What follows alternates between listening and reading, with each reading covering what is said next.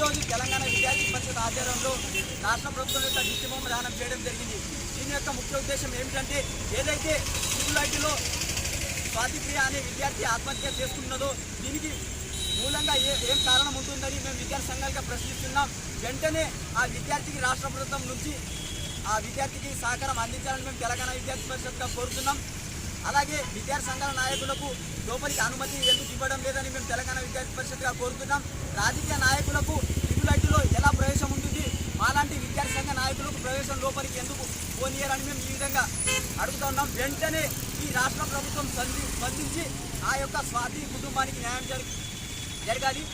ఆమె ఆత్మహత్య చేసుకోవడానికి గల కారణం ఏమిటో మొత్తం కూడా సమగ్ర విచారణ జరిపి ఆ కుటుంబానికి తగిన న్యాయం చేయాలని మేము తెలంగాణ విద్యార్థి పరిషత్గా కోరుతున్నాం. మీరు టీఆర్ఎస్ ప్రభుత్వం అధికారంలో ఉన్నప్పుడు ఎలాగైతే మీరు రేవంత్ రెడ్డి గారు భాషల సివిల్ గోడ దూకి మీరు ఆ భాషల్లో వెళ్ళి ఎలా విద్యార్థుల సమస్యలకు తెలుసుకోవడానికి ఏ విధంగా అయితే వెళ్ళారు, ఇప్పుడు కూడా అలాగే అక్కడ భాషల్లో వెళ్ళి విద్యార్థుల యొక్క సమస్యలు ఏ విధంగా ఉన్నాయో మీరు ఒకసారి వచ్చి చూడాల్సిందిగా మేము తెలంగాణ విద్యార్థి పరిషత్గా కోరుతున్నాం. లేని ఎడల రాష్ట్ర వ్యాప్తంగా కూడా బోధన నియోజకవర్గంలో అన్ని మండలాల్లో కూడా ఈ విధంగా దిష్టి బొమ్మ దానం చేస్తాం. ఎక్కడికక్కడ కూడా రాస్తా రోకోలు ధర్నా నిర్వహిస్తామని హెచ్చరిస్తున్నాం.